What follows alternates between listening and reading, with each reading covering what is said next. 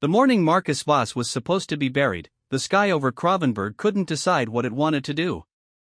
It had been grey since Tuesday, the day they found him slumped in the velvet chair of his private library, one hand still wrapped around a crystal glass of something dark red, eyes open, body cold.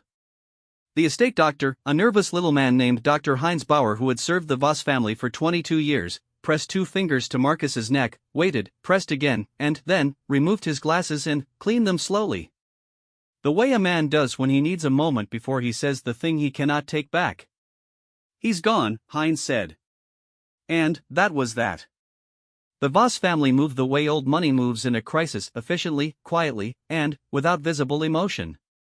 Within the hour, phone calls had been made. The funeral home director, a gaunt man named Friedrich Leicht, arrived before the body was even fully cold. The obituary had been drafted by a communications firm in Vienna that specialized in exactly this kind of thing. Cause of death, cardiac arrest. Age, 41.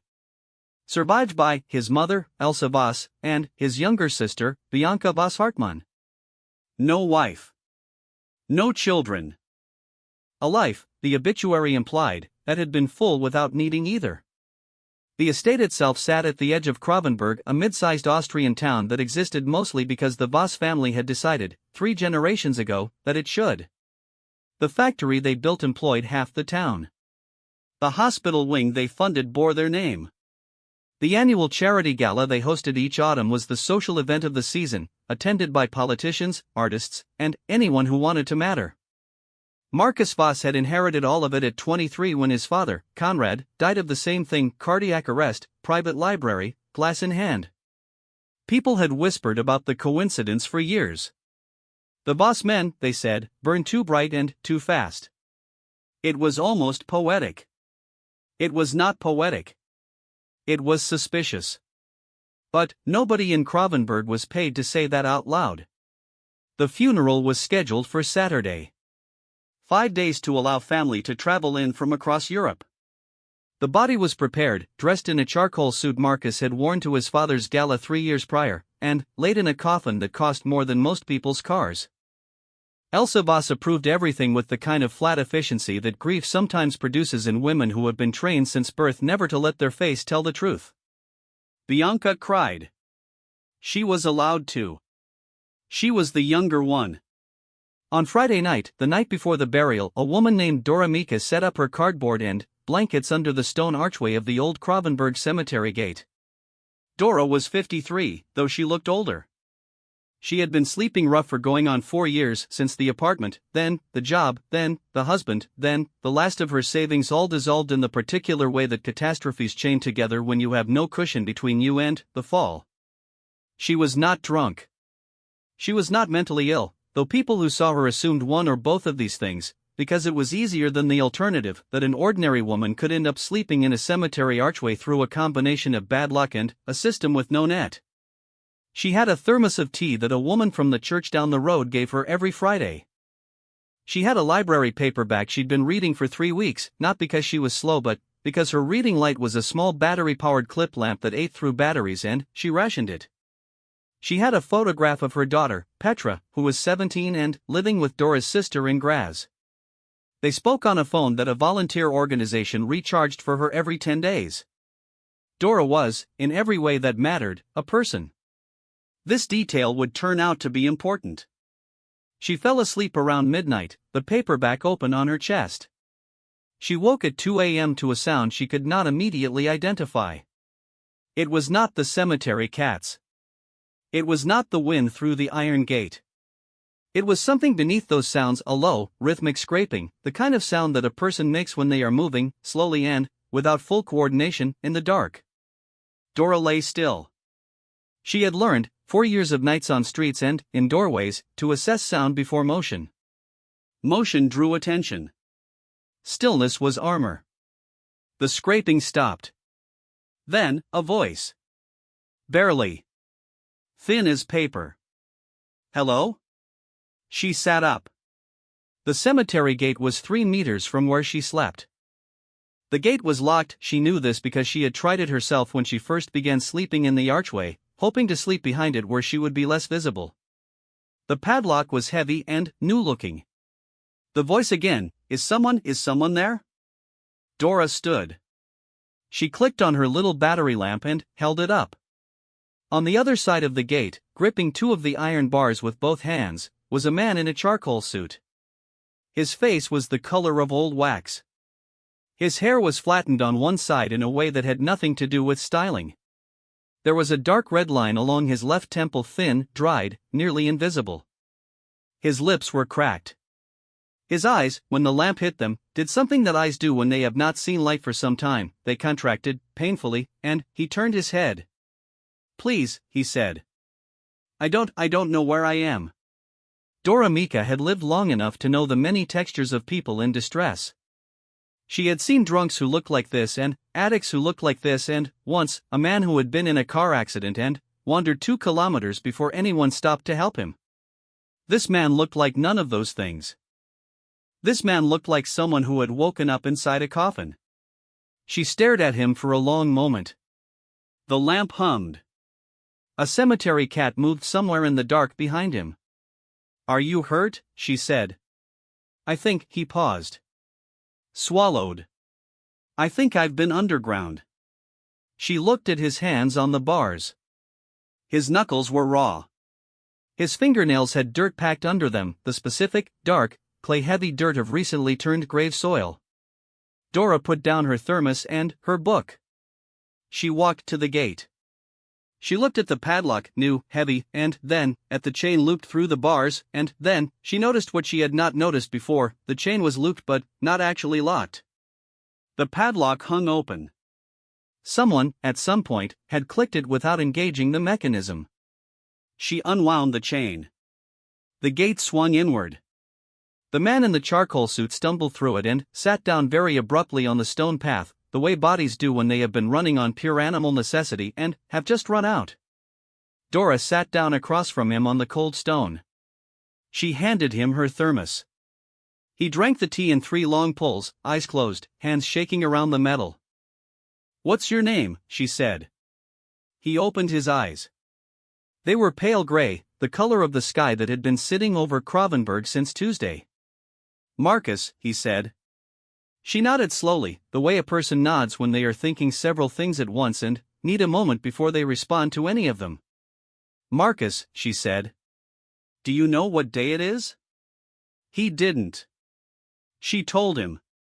Saturday. Early morning. Still dark. He looked at her.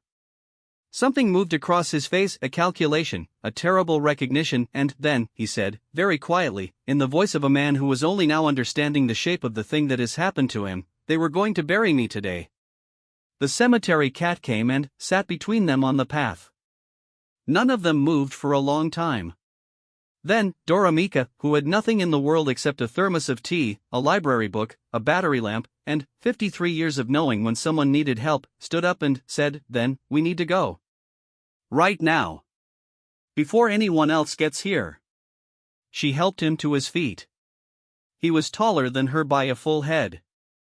Up close, she could smell the chemical sweetness of embalming preparation, not full embalming, she would learn later, but the surface treatment, the topical application they did for open casket display. It was on his skin like perfume. He had been in the ground for 6 hours. The coffin had been sealed on Friday evening, placed in the prepared grave plot, and, by some extraordinary luck or some extraordinary failure of protocol, the grave had been covered with only a temporary soil sheet rather than filled, because the backhoe operator had gone home early due to a family matter and the full burial was scheduled for the official ceremony the following morning. He had woken in the dark. He had pushed.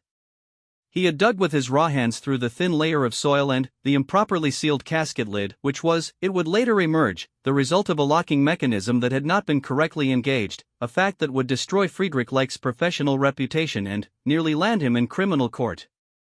He had gotten out. He had found the gate. He had found Dora. She walked beside him now, one hand loosely on his arm, guiding him along the path away from the cemetery and toward the town. He walked like a man learning to use his legs again, stiffly, with too much deliberate thought. She walked like someone who knew every crack and rise in the pavement because she had been navigating it without shoes that fully fit for going on 4 years. Do you have somewhere to go? She said. He thought about this. The estate. His mother. Bianca. The communications firm in Vienna. The obituary already printed in the Saturday paper, which was, at this very moment, being loaded onto delivery trucks. I have, he said, a very complicated situation. Most people do, said Dora. They walked until the first gray light started to separate the sky from the rooflines.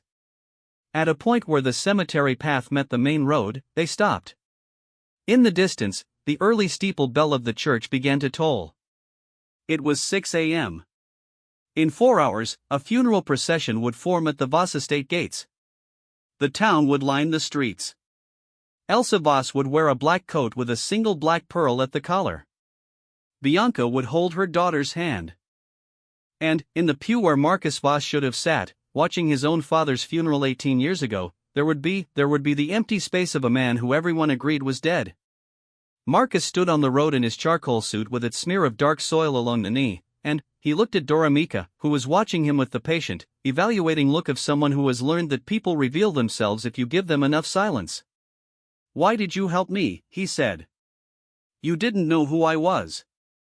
Dora picked up her thermos and clicked off her lamp. Still don't, she said. Doesn't change anything. She tucked the lamp into her coat pocket. Straightened her paperback under her arm. Now. Do you want to call someone, or do you want to walk in and stop your own funeral yourself? Marcus Voss, who had been declared dead on Tuesday, buried on Friday evening, and resurrected by a woman with a library book and a thermos of tea on a Saturday morning, considered this question with the full weight of someone who now understood that the world he had left was not the same world he was returning to. Something had changed in the interval of darkness.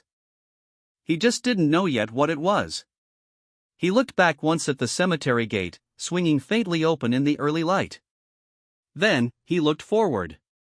Walk, he said. The Voss estate gates opened at 9:30. The funeral director, Friedrich Leicht, arrived with 2 black cars and a face arranged in professional sorrow. The estate staff, 12 people, most of whom had worked the property for over a decade, lined the gravel driveway in their dark clothes, heads lowered, hands folded. The gardener, old Tobias, had put a single white rose from the east garden on the front steps that morning without being asked. Nobody told him to remove it. Elsa Voss came through the front door at 9:45 in her black coat, the pearl at her collar catching the dull morning light. She was 68, a tall woman who had been called beautiful in her youth and severe in her middle age, and who had arrived at this final category of her life looking like both things at once. She had slept 3 hours. You could not tell. Bianca came behind her, holding her 6-year-old daughter, Lena, by the hand. Bianca had the particular red-rimmed eyes of someone who had been crying on and off for 5 days and was now marshalling everything she had left for the next 2 hours. Lena kept looking up at her mother in the way small children look when they are trying to understand grief by reading it on the face of someone they trust. The priest, Father Alois Gruber, stood near the gate with his hands folded, a large, soft-spoken man who had been doing this long enough to know that the correct thing to do in the minutes before a funeral procession is absolutely nothing. The town had begun gathering on the street. Not all of them, it wasn't the kind of town where everyone dropped everything, but enough. The factory workers who had known Conrad Voss, the older women from the market who remembered Marcus as a boy, the council members who owed the family enough to stand in the cold with their hats in their hands. Reporters from the regional paper.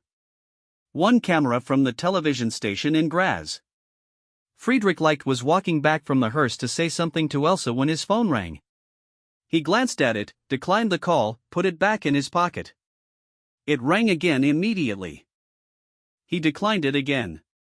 When it rang a third time within 40 seconds, he stepped aside and answered it. He listened. The color left his face in stages, starting at the forehead. He turned and looked at the gate at the end of the driveway and then he looked at the hearse and then he looked at his phone again as if something about the physical object itself might help him understand what had just been said to him.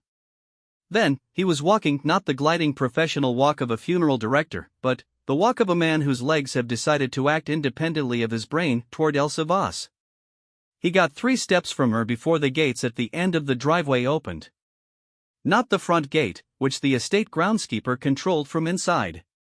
The side gate.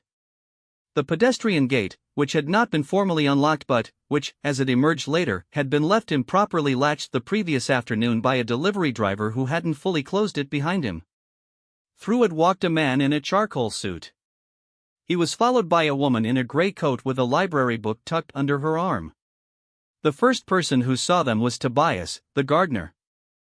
He was standing near the rose bushes at the edge of the driveway and he watched Marcus Voss walk through the side gate with the specific immovable look of a very old man who has already seen enough of the world that almost nothing surprises him anymore. Then, Tobias took off his hat. Father Gruber saw him next. He stopped mid-sentence in the conversation he was having with one of the council members. He pressed his lips together. He made a small sign of the cross, not with drama, but, reflexively, the way a person does when they witness something that exceeds their categories. Bianca saw him when he was halfway up the driveway. She did not scream. She did the thing that sometimes happens in extreme shock, which is the opposite of screaming, a total silence that is almost worse, a collapse of every mechanism that produces sound, and, then, she simply sat down on the front steps because her legs had made the decision for her. Lena looked at her mother, then, looked at the man walking up the driveway, then, looked back at her mother. "Mama," she said, "why is Uncle Marcus dirty?" Elsa Voss stood completely still. She had not moved since Marcus appeared at the gate. She did not move now. She watched her son walk up the gravel drive in the suit she had chosen for his burial, with a dark soil smear along the knee and raw knuckles and hair that was flat on one side, and she watched the woman walking beside him, and her face, that face that had never told the truth in 68 years, told the truth now. It told the truth in the very small way that her left hand rose to her collar and touched the black pearl. Once. That was all. Marcus stopped 2 meters from her. He looked terrible.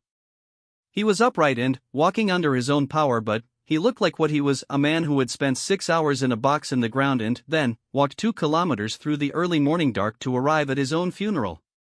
The driveway had gone completely, entirely silent. 40 people in dark clothes, all of them frozen, all of them doing the thing the human brain does when it receives information that contradicts something it has treated as settled. "Hello, Mama," Marcus said. Elsa Voss closed her eyes. When she opened them, she said, "You look terrible." "I know. Come inside." She looked, briefly, at Dora Mika. Not with hostility. With the evaluating look of a woman who has navigated 70 years of social politics and knows in approximately 4 seconds whether a person is what they appear to be. She said, "You as well." The crowd at the gate had seen all of it. A funeral that had 100 witnesses and then, in the space of 60 seconds, became something without a name. The television camera from Graz had been running the entire time. The regional reporter had her phone out and recording before she even fully understood what she was recording. Friedrich Leicht was sitting on the bumper of the hearse, very quietly, with his head in his hands. Inside the estate, Marcus sat in the kitchen while Elsa stood at the stove making coffee with the focused precision of a woman who needs to do something with her hands. Bianca sat across from her brother and held both his hands and looked at him and then looked away and then looked at him again, the way you do when you need to keep confirming that something is real. Lena sat beside Dora at the kitchen table and offered her a biscuit from the tin she had found in the pantry. "Do you like the kind with jam?" Lena said. "Very much," said Dora. "Marcus doesn't like the kind with jam," Lena said, as though this was relevant. "He only likes the plain ones. But there are more jam ones, so I think he's wrong about the plain ones." "You might be right," said Dora. Marcus, who had heard this, looked at Dora with an expression that was the first approach of something that might eventually become humor if the rest of the morning didn't destroy him first. Dr. Heinz Bauer arrived within 20 minutes. He sat Marcus down and took his blood pressure and pulse and temperature and looked into his eyes with a small light and said nothing for a very long time, because he was a man who understood that what he was doing right now would be examined for the rest of his professional life and he intended to be absolutely certain of every number. "Your heart is beating," Heinz said finally. "I noticed," said Marcus. "I pronounced you dead." "You were wrong." Heinz removed his glasses and cleaned them. He put them back on. He looked at Marcus again. I was wrong, he agreed, in the tone of a man who will be saying this to himself at 3 in the morning for years to come. The question of how Marcus had been declared dead, prepared for burial, and placed in a grave while still alive would take several weeks of medical investigation to fully answer. The answer, when it came, was a combination of things that individually were rare and, together, were extraordinary: a severe vasovagal episode that had produced a transient circulatory near halt, a body temperature drop accelerated by the cold library room, a pulse so faint and slow as to fall below the threshold of detection by a physician conducting a standard check without monitoring equipment. It had been, technically, reversible from the beginning. No one had thought to try reversing it. That, too, would be examined for a long time. But, before any of that, before the investigations, the medical board review, the legal proceedings against Friedrich Leich's funeral home, the article in the medical journal that would eventually be titled something careful and Latin, before all of that, there was the matter of the Saturday morning in the kitchen of the Voss estate, where a man who had been declared dead was drinking his third cup of coffee and a woman named Dora Mika was on her second biscuit with jam. Elsa Voss sat down across from Dora. She had dismissed the funeral staff and the priest and the guests. She had sent Bianca to handle the reporters at the gate. She had turned off her phone.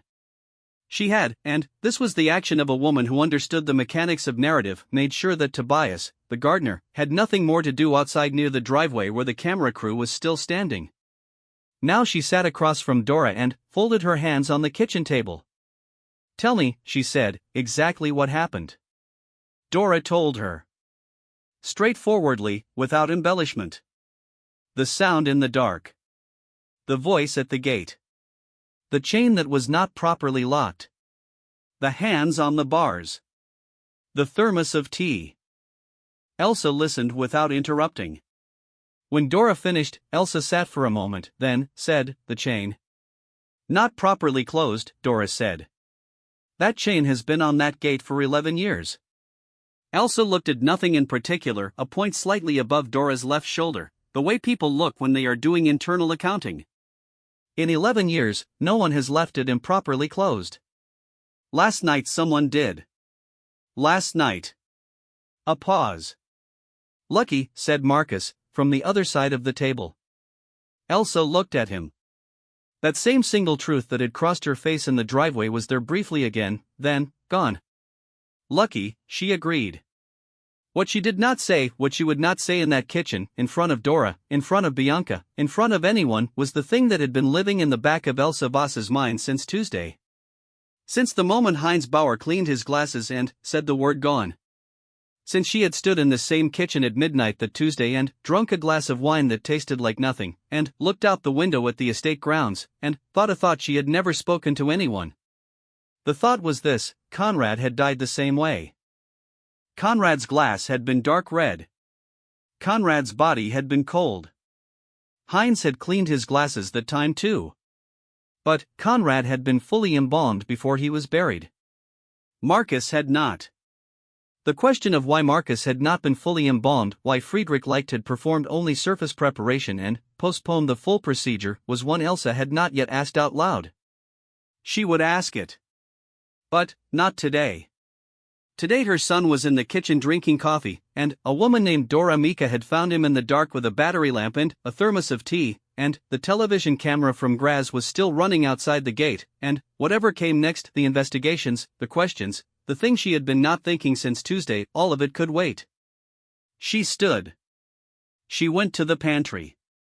She came back with a plate. She set it in front of Dora. More biscuits. The jam kind. Dora looked at them. Then, at Elsa. "Thank you," said Dora. Elsa Voss said nothing. She went back to the stove. She poured more coffee.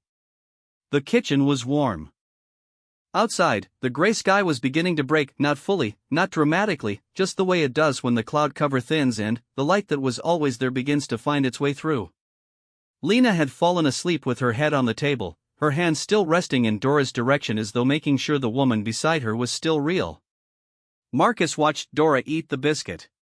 He was thinking about the gate. The chain. The padlock that had been hanging open. He was thinking about 6 hours in the dark, and the soil over his hands, and the specific sound the gate had made when she unwound the chain. He was thinking about the fact that she had not asked who he was before she opened it. He was thinking about a lot of things.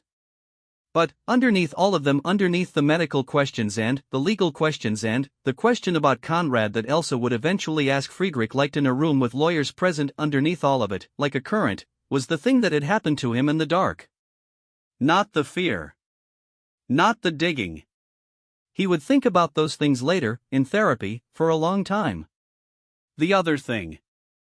The thing that happens to a person when they are in absolute darkness with no possibility of rescue and they hear a voice that says, "Is someone there?"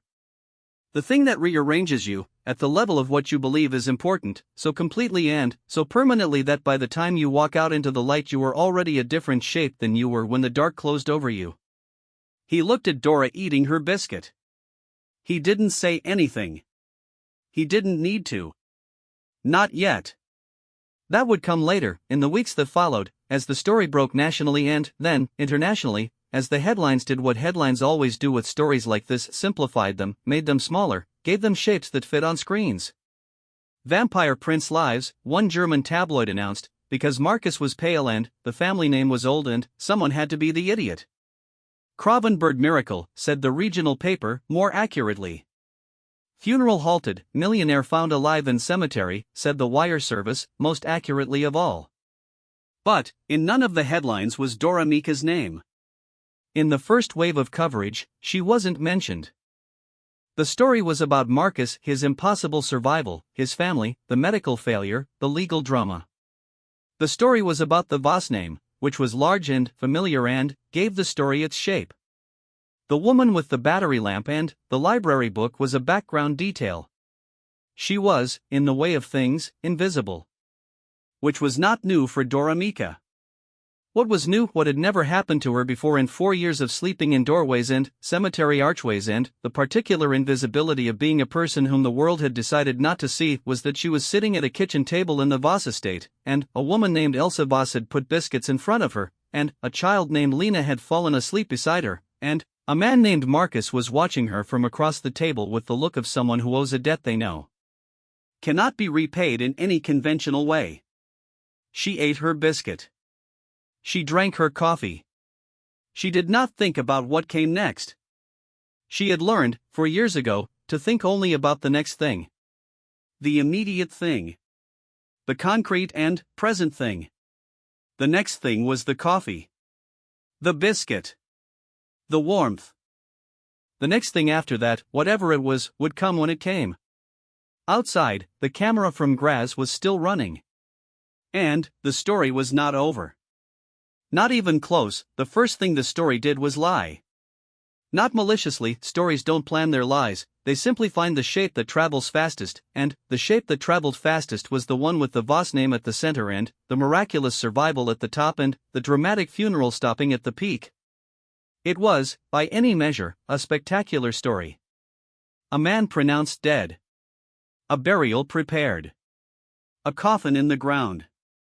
And, then, a woman's voice in the dark, a gate, a thermos of tea, a walk into a morning that no one had reserved for him. It was the kind of story that, had it been fiction, an editor would have marked as too convenient. As fact, it was irresistible. By Sunday, the wire service story had been picked up in 11 countries. By Monday, Marcus Voss had 300 interview requests sitting in the estate's communications inbox, and the Vienna firm that had written his obituary had sent, with extraordinary tone deafness, an invoice. Friedrich Leich's funeral home was under investigation by the Regional Medical Oversight Board and the Professional Association for Funeral Directors. Leicht himself had retained a lawyer, a defensive man named Otto Winkler, who issued a statement about equipment malfunction and procedural anomalies that fooled no one. The padlock. The unsealed lid. The body not yet filled, all of it forming a chain of failures so neat they almost looked like design. Almost.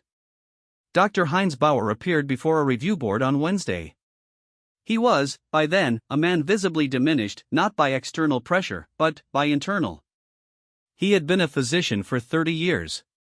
He had been wrong in the most fundamental possible way, and he knew it, and the knowing of it had taken something from him that no board finding could restore or remove. He answered every question with complete honesty. He did not equivocate. He did not lawyer speak. He had missed a pulse. He said so. He would say so, under oath, 3 more times over the following months. In the middle of all this, Dora Mika was still sleeping in the cemetery archway. Marcus had asked her on that Saturday morning in the kitchen, before the lawyers arrived and the phones began, before the estate became a command center of damage control, where she was staying. She had told him. He had offered the guest rooms in the east wing. She had said no. He had not argued. He had looked at her carefully and said, then, tomorrow morning. Coffee. Here.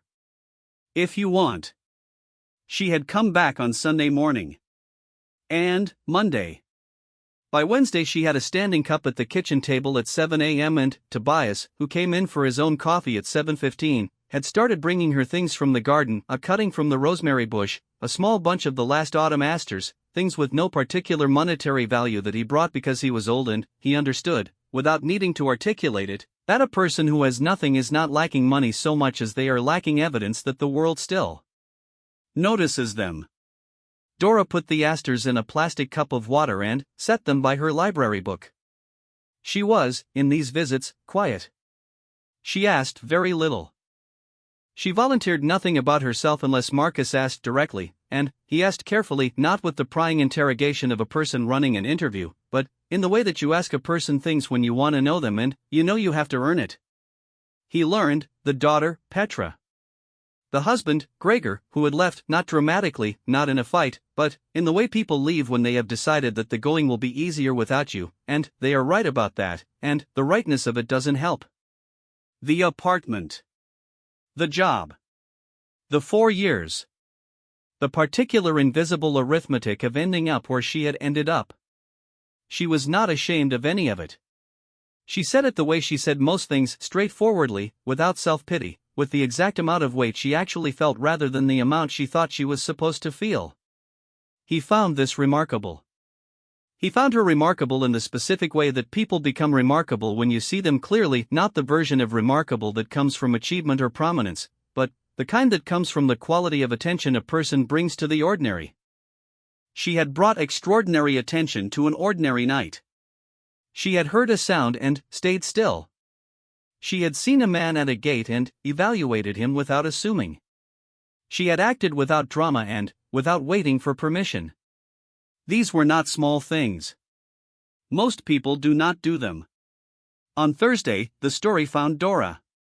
A photographer from the regional paper had been working the cemetery angle, looking for the visual that would place the story geographically, bring it down to the level of stone and iron rather than estate gates and black cars. He had found the archway. He had found, under the archway, the folded cardboard and the blanket and the plastic cup with the autumn asters in it and the library book set on top with the clip lamp attached. He had not found Dora, who was at the estate. But the photograph ran anyway, the archway, the blanket, the asters, the book.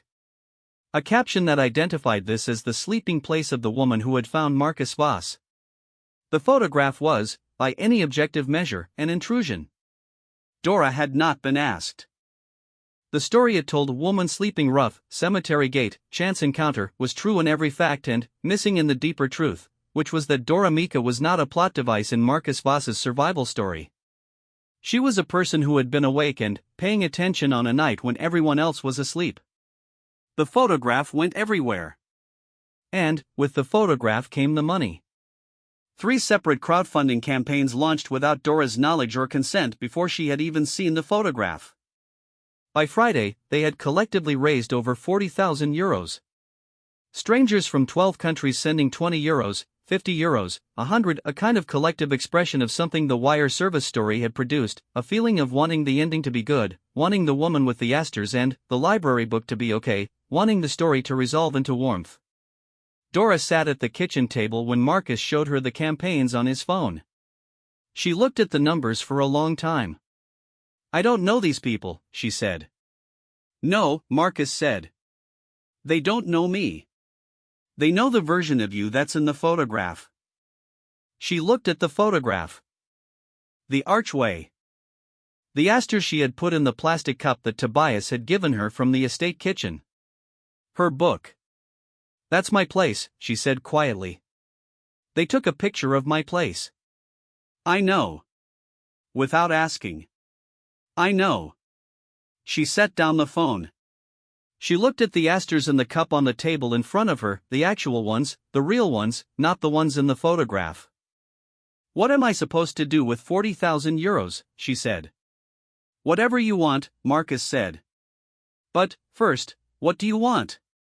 She was quiet for a long time. The kind of quiet that is not empty but full, the person actually working through something, not performing contemplation.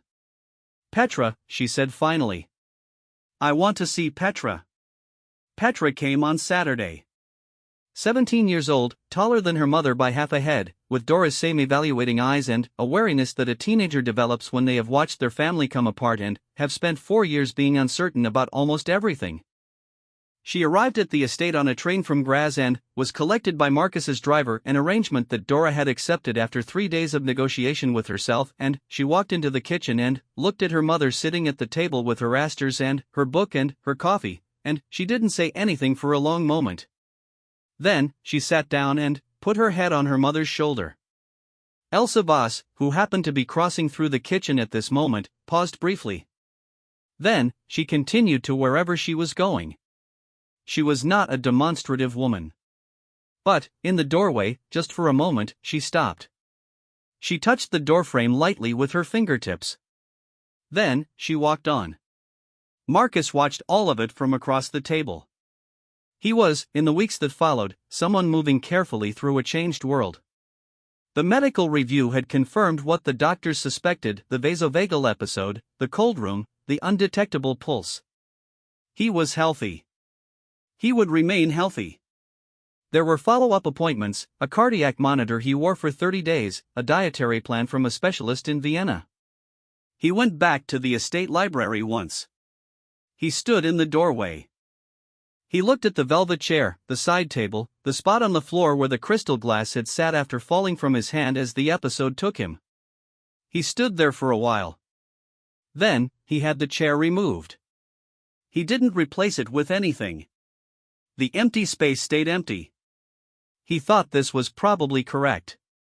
The investigation into his death, into the manner in which a living man had been declared dead, prepared, and placed in a grave, produced, 4 months later, a report with 16 findings and 9 recommendations and 3 referrals to the prosecutor's office.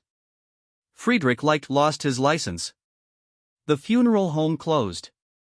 Heinz Bauer received a formal censure and a required continuing education mandate but kept his license, because the board found that the failure, while significant, had been a failure of equipment and protocol as much as judgment, and because Heinz had responded to the board with full transparency and had already, voluntarily, begun working with a regional training program to prevent similar failures. He came to the estate in March to see Marcus.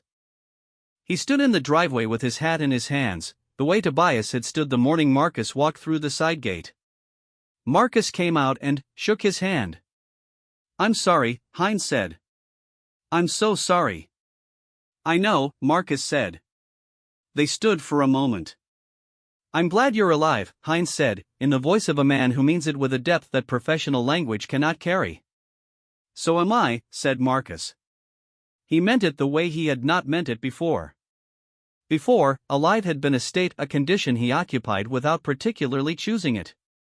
Now it was something he was choosing, actively, each morning. The thing about the dark, he had said once to Dora, they had developed the habit of talking after the 7 a.m. coffee, sometimes for 20 minutes, sometimes for 2 hours, about things large and small. The thing about the dark is that it removes every layer. The money.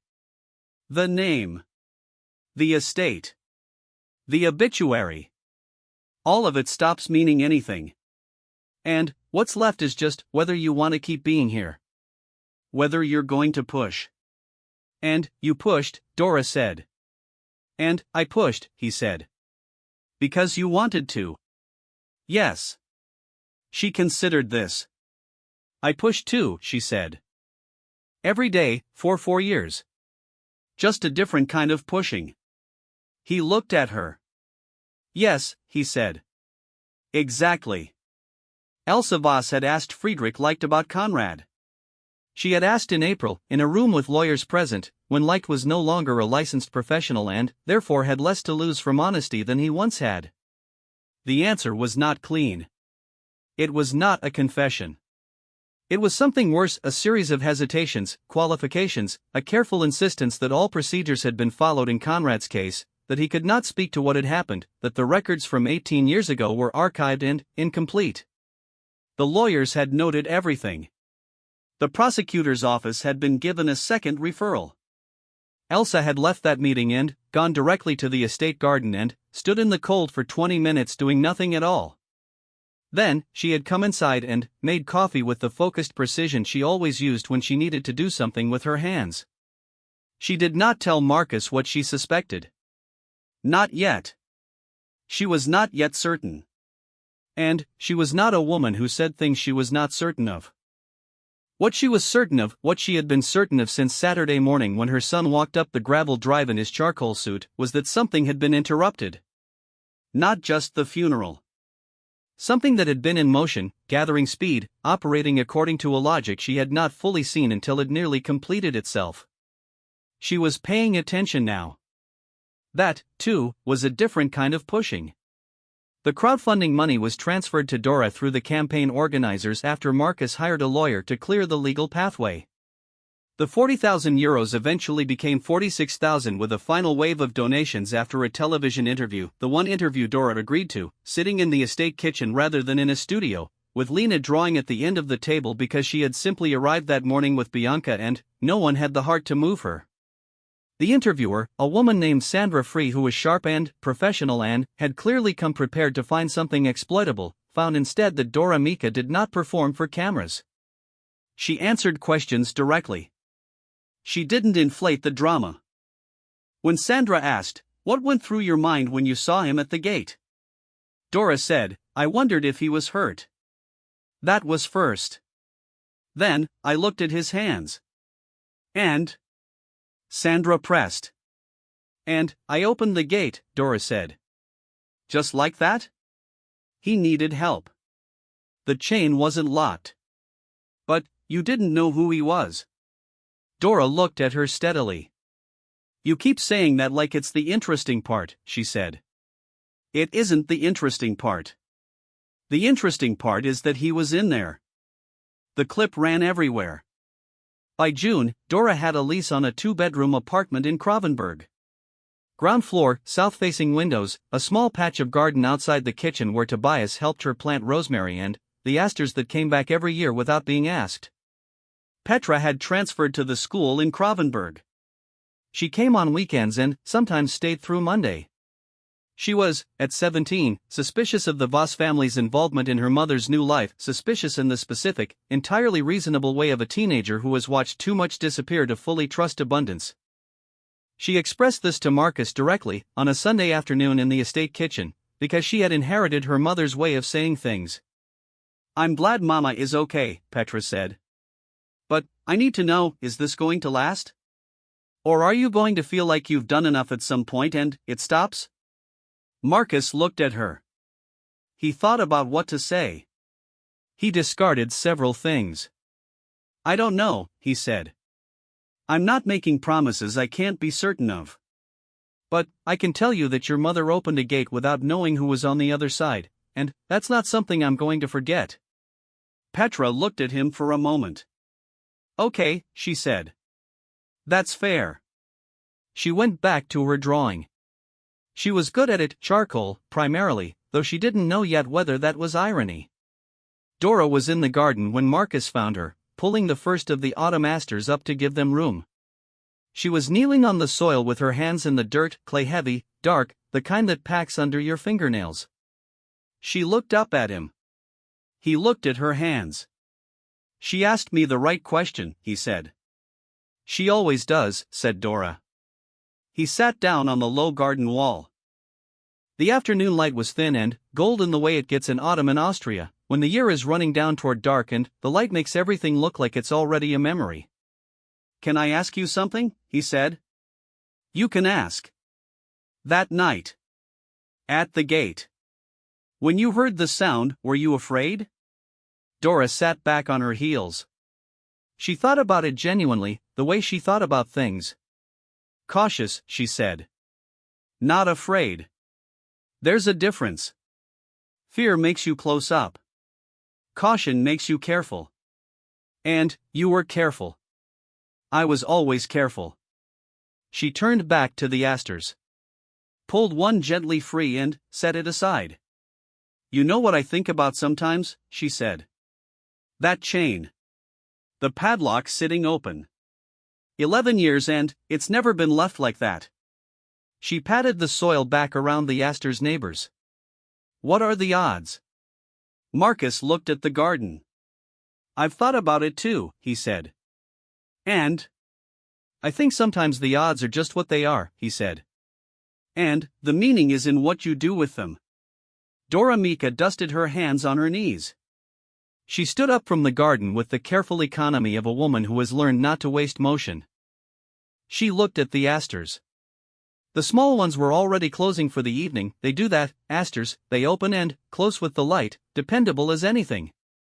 That's a very expensive sounding answer, she said. Marcus laughed. Genuinely. The first real laugh she had heard from him. It is, he agreed. The investigation into Conrad Voss's death was reopened quietly in November, assigned to a prosecutor named Claudia Reiter who had a reputation for thoroughness and no professional connection to the Voss family. It would take 2 years. The story of it, what emerged, what was found, what was charged, what was not, was another story, longer and darker and with none of the warmth of this one. But that story had not happened yet. What had happened was this: a man was in the dark. He pushed. He found a gate. The gate was open because someone hadn't locked a chain. And, on the other side of the gate, by complete accident, by the specific accident of a woman who had nowhere else to sleep and nothing to do at 2 a.m. but notice things, was a person paying attention. That was the whole story. The tabloid called it miracle. The medical journal called it case study. The television special called it unbelievable. Dora Mika called it a Tuesday night. She was wrong, it was a Saturday morning, but the spirit of the thing was exactly right. The asters closed in the garden. The light went. The kitchen window of the apartment on the south-facing ground floor came on warm, rectangular, ordinary as anything. Inside, Petra was making tea. Dora came through the garden door and sat down at the table. The cup was already waiting.